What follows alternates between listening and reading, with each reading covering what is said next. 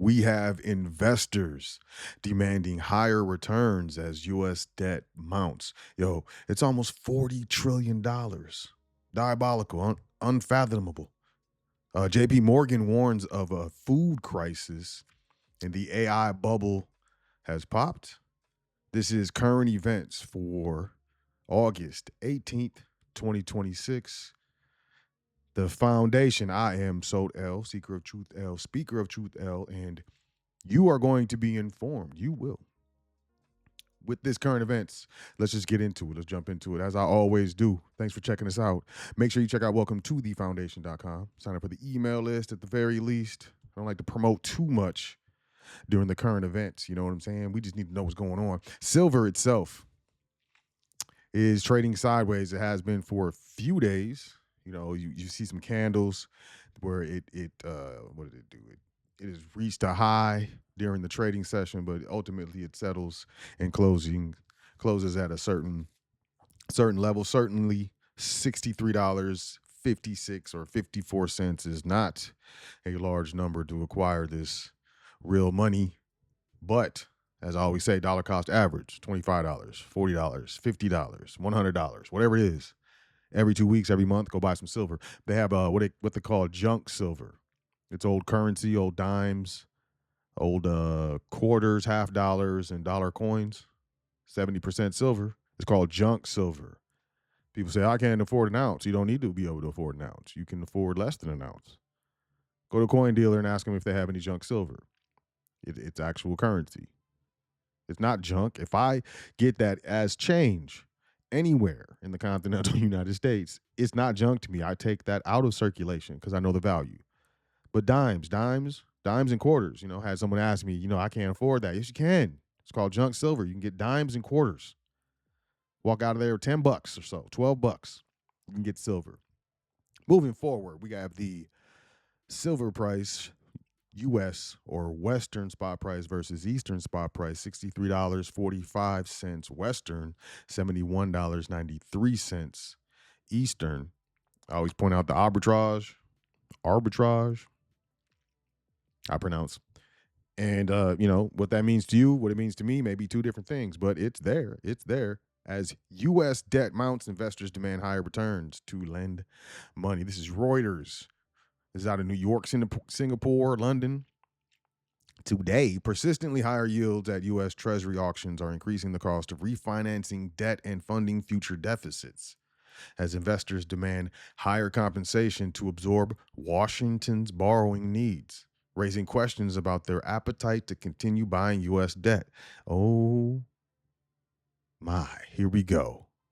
It's mainstream. This is Reuters.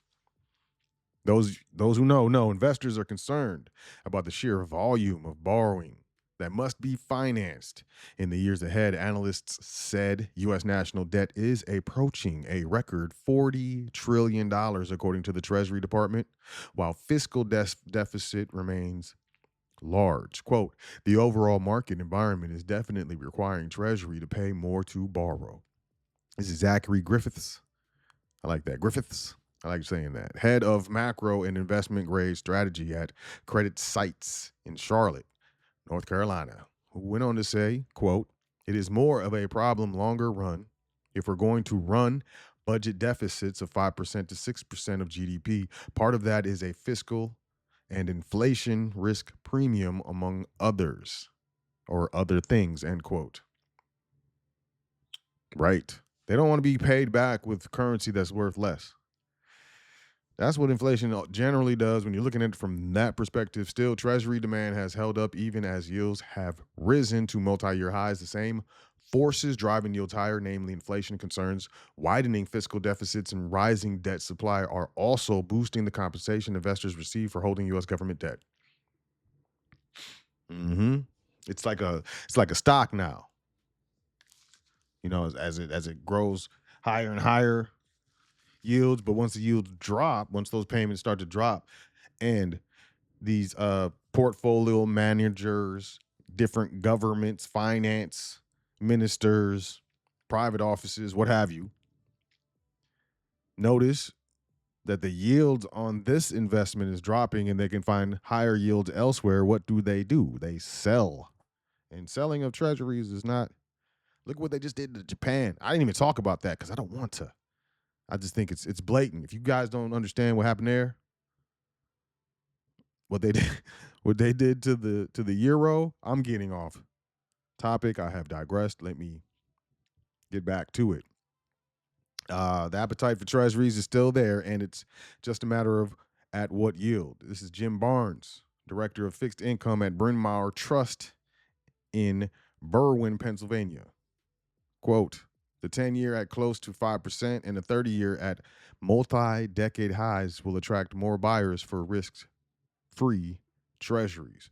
Uh, what do you say? What do you say? Are you in the conversation? Do you have any opinion? Plunging private foreign demand could fan U.S. bond rates. Hold on. Let's go back. Let's go back.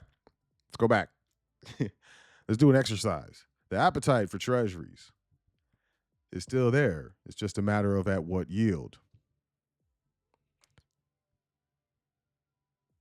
The 10-year at close to 5% and the 30-year at multi-decade highs will attract more buyers for risk-free treasuries. Oh, yeah? Well, plunging private foreign demand could fan U.S. bond rout flames as global central banks' appetite for U.S.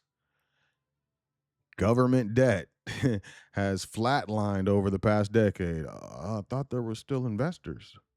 Private foreign investors have filled the gap, but their appetite may be waning as well, with long-dated U.S. yields hitting their highest levels in nearly 2 decades. This is the last thing Washington needs. The latest Treasury International capital flows data show that net buying of U.S. Treasury notes and bonds by foreign private sector investors fell to $16.6 billion in June, the lowest level since January. One should never put too much store in 1 month's data, but in the 12 months through June, net purchases of treasuries by private foreign investors declined by more than 40% from the same period last year.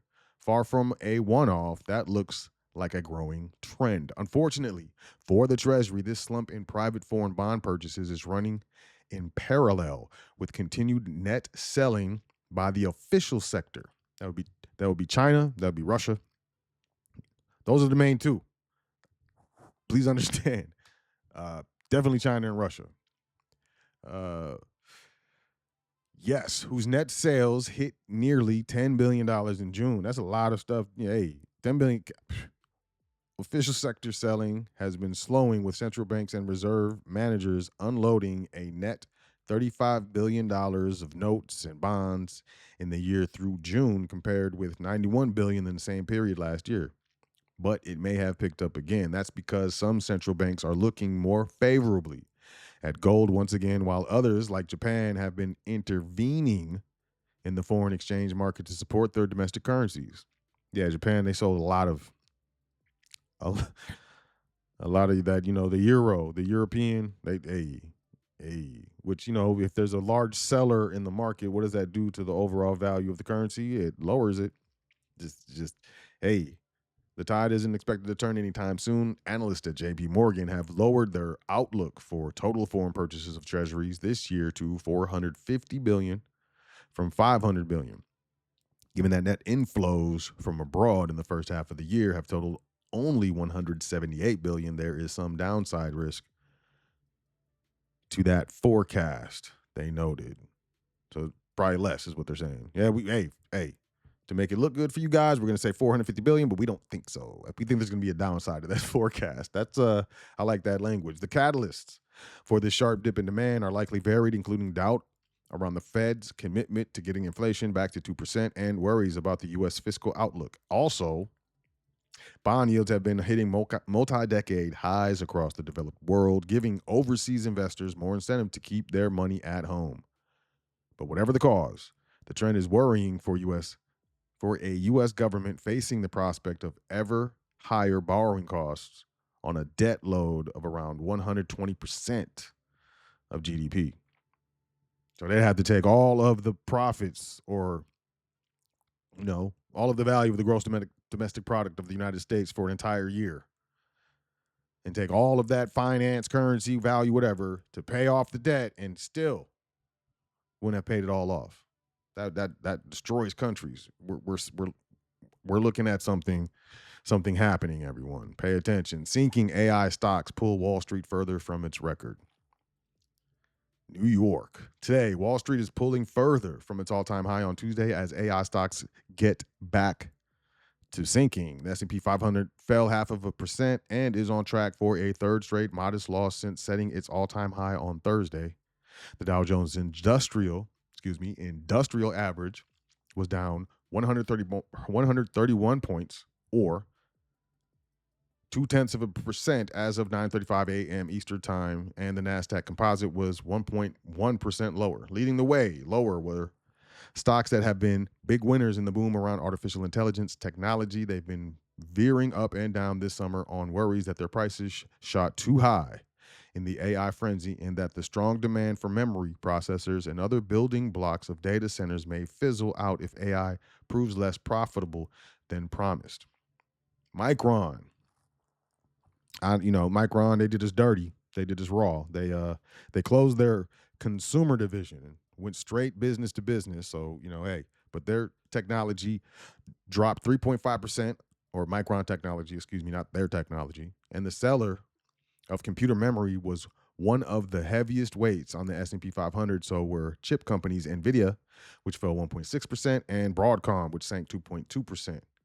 Is that the popping of the bubble? U.S. pending home sales plunged back near record lows in July, following another disappointment in existing home sales in July. Weak home builder sentiment and plunging housing starts. Pending home sales tumbled for the second month in a row in July, which is the biggest annual drop since April 2025. The highest mortgage rates of the year hit right in the middle of the summer, and that's pulling back contract signings. NAR Chief Economist Lawrence Yun said in a statement, quote, home prices are at record highs, so houses for sale are sitting on the market longer and fewer buyers are bidding above the asking price than a year ago, though there are large local market variations. End quote. All four major U.S. regions experienced a decline in demand during the month. An index of pending sales in the South, the nation's biggest home selling region, decreased 2.2% to the lowest level since January 2025. Pending sales dropped 4.7% in the West. And sometimes that happens, but I would think that at least in I guess climates that can get colder, summertime would be the best time to sell. Well, maybe not in California. Americans could soon pay a lot more for strawberries. One by one, strawberries offer a taste of summer even when they are eaten in the dead of winter. But the year-round treat Americans have grown accustomed to could soon get more expensive. The Trump administration is investigating whether Mexican growers are selling winter-harvested strawberries in the United States at unfairly low prices. What? Unfair is not. Low prices are not unfair to consumers. What? A determination that could lead to tariffs on those imports and ultimately higher costs for shoppers. If that happens, it would mark a break from decades of largely duty-free trade for Mexican strawberries under the U.S. free trade agreements.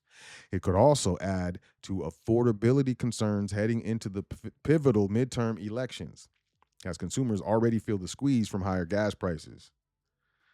Strawberries, I love strawberries. You should grow your own. They're perennials. Perennial. They come back every year. You got to cover them though.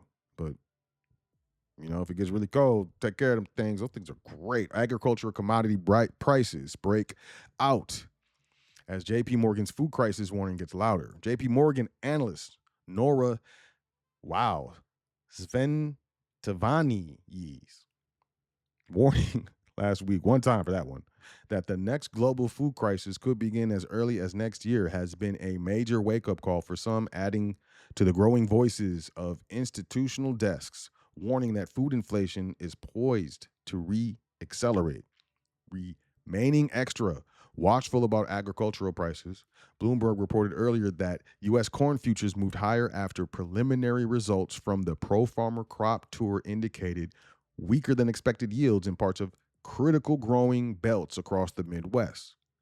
Corn yield estimates were about 3% below last year in Ohio and 14% lower in South Dakota. Soybean pod counts also declined, while severe storms and flooding in Indiana, and Ohio added to concerns about further crop damage. The crop tour has somewhat buoyed markets so far, considering the expected lower yields and unfavorable weather. I'm tongue tied today. Chicago corn futures are approaching their 2026 highs, while future wheat futures are closing in on levels last seen in 2023. There's going to be an affordability crisis from strawberries to wheat and corn and soy. That's not good. Soy's in a lot of things. Google is buying all of Spirit Airlines' data to feed its AI models. So if you ever flown on Spirit, if you ever did, hey, at least that will be in there. This is wild. Did you ever fly on Spirit Airlines or work there or send an email to someone who worked there? Then your information will soon be feeding Google's artificial intelligence model. And these are things, no one thought that, hey, maybe I should look at the privacy policy of this airline before I book with them. Like, who does that? The discount airline halted all operations in May. I remember that. It was just out of nowhere. They just stopped. People were stranded. And it's been selling off its remaining assets through the bankruptcy process ever since. While most of that is planes, equipment, and real estate, there's other things that are valuable too. It was disclosed late Monday that the company agreed to sell its data to Google for $10 million, man. $10 million. That includes emails and internal communications, spreadsheets, transactions with the public, including bookings and frequent flyer information, as well as human resources information on its employees, man. Anything that HR put in your file, it's in the cloud now. The data has been stripped of anything that would allow individuals to be identified. Sure. Yeah, we believe you. I believe you. I 100% believe you. 100%. I believe everything I'm told by the news or the government or any subsidiary, according to a court filing, but it's still a massive amount of useful intelligence. Quote, we acquired part of an enterprise data set from Spirit Airlines, which can be helpful in improving our products and AI models. Numerous airlines, end quote. Numerous airlines have said they are making increasing use of AI to set fares and schedule more efficiently. To set fares, AI is charging y'all. Another AI company, Mercor.io, had the second highest bid of $7.5 million for Spirit's data. A bankruptcy court judge, Sean Lane, is due to rule on the sale of the data at a hearing on Wednesday. The sale is unusual, even if airline bankruptcies are not. Most bankrupt airlines are purchased whole, including their data, by another airline, which folds it into those operations. Yeah, that makes sense. But Spirit was the first significant U.S. airline in 25 years that was forced to halt operations entirely rather than be sold off to another airline. I mean, was that a circumstantial based off of, the, I don't know, aggregate debt or insufficiencies of the business, or was that like a court ruling? I'd be interested to know, but I don't care. I'm not going to research it. Frustrated U.S. consumers cut their retail spending last month. Americans pulled back on their retail spending in July, and their confidence in the economy is taking a hit. That's a potentially troubling combination for a consumer-driven economy. You guys know that the economy in the United States is driven by consumerism mostly. Did you know that federal student loans, are liabilities to the borrower, but assets to the borrowee? Retail sales fell 0.6% in July from the prior month, the Commerce Department said on Friday, down from June's 0.2%, and marking the steepest drop since May 2025. Those figures are adjusted for seasonal swings, but not inflation. They're going to be readjusted. A separate report from the University of Michigan showed that consumer sentiment declined about 8% early this month to a preliminary reading of 51, ending a 2-month streak of rising sentiment. Oh, I don't know why rising sentiment was accounted for 2 months. Oh, I'm sorry. The AI hiring crisis. Why entry level jobs are disappearing first. I don't know. Those would be the easiest jobs that AI could do, wouldn't it? Artificial intelligence is beginning to reshape hiring patterns, and the biggest impact is being felt by young professionals entering the workforce, according to Stanford economist Eric Brynjolfsson. Bryn, Brynjolfsson. Brynjolfsson. 3 times, y'all. I did it on that one. Early career workers in AI exposed occupations are experiencing a sharper decline in employment than any other group, raising concerns about how graduates will transition into the labor market in the years ahead. While AI is expected to deliver significant productivity gains over time, the transition is likely to be uneven, with younger workers facing the greatest disruption in the near term. Even, McDonald's, they got those tap screens. Last time, I don't know, I don't go to McDonald's, but last time I was there around there and they were in there, I saw them, little tap screens or whatever. Tappy tap tap. You can purchase at the screens. I don't know what I'm talking about, but it's it's it's true. I think machines can make fries now, right? There's a Flippy the burger flipping robot. We talked about that robot a few years ago, I think. It's happening. Routine tasks. Speaking in a McKinsey interview, Bryn Jolson said AI is changing. This script is kind of small. Sorry, y'all, I'm on my mobile setup. AI is changing the nature of work by automating specific tasks rather than replacing entire occupations. Every job is made up of multiple tasks, some of which can be handled efficiently by AI, while others continue to require human judgment, creativity, and interpersonal skills. As a result, employers are increasingly redesigning jobs instead of eliminating them outright. Okay, so um, entry level jobs aren't disappearing; they're just being redesigned. They're not being eliminated; they're just being redesigned. And this is we knew this was going to happen, regardless of what they told us. AI is not going to take your job. They kept saying it over and over again. Regardless of what they told us, we knew this was going to happen. But great news, great news. Associated Press and an influencer degree. Colleges bet on content creator major as critics question its value. Man, that's a lot of debt to get a degree in influencer culture or whatnot. Ask a teen what they want to be when they grow up, and there's a fair chance being an influencer is on their list. Digital media and the people who star in it have been cultural mainstays for teens' entire lives. So creating social media, video, or podcast content seems a natural, albeit non-traditional career path, and now they can earn a college degree in that very field.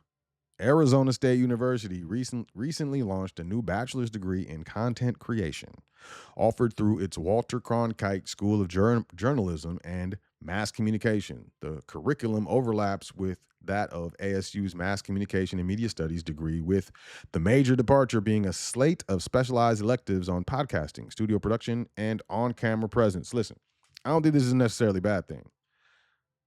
I don't know, but to have the classes, to have the electives, let me clarify, to have the electives, not offer a degree per se, but definitely to have the electives. It's not a bad skill to have. But the degree itself, man, ASU's announcement was met with swift criticism from many sides, from people who feel content creation is not a legitimate profession, to those who question the value of a college degree in launching a social media career. I'm with it, but the ASU program is not the first of its kind, and the university, which declined an interview about the program, is not the first to offer content creation courses. We're not talking about the courses. We're talking about the degree. You see that? That was swift. Universities eager to compete for a shrinking student population are rolling out new majors intended to prepare students for today's careers. Whether they lead to jobs can be up for date. What do y'all what do y'all think? I mean, come on, listen. This is for real. Meet Three Halves, the viral robot designed for Earth's most dangerous environments. Have y'all seen this? We gonna play this. Let's check this out. Let's check this out. Cause wow, y'all. Let's just hit play. This is just, oh nope. We don't need that. Just play. This look at that. I guess it's supposed to help with wildfires, go into places where firefighters can't go. Come on, y'all. What is going on? You are you seeing what I'm seeing? I think you are. It's holding a chainsaw. That looks very dangerous. That looks absolutely dangerous. Then you're gonna have, one of the youngins, you know, trying to ride them things. I can already see it. And that's dangerous too. I don't know about you, the audience, but what I do know is that they're throwing a lot of stuff at the wall with these robots and this artificial intelligence. We're just going to see what sticks. But either way, I don't need a centaur robot, man. I don't I don't need it. Fire, people who may have been in forest fires would argue with me. But, I survived a house fire. A house straight up. House blaze. Forest fire, I've never dealt with that.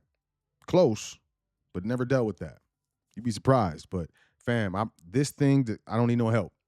I don't need no help. This will end everything. This thing running up on me,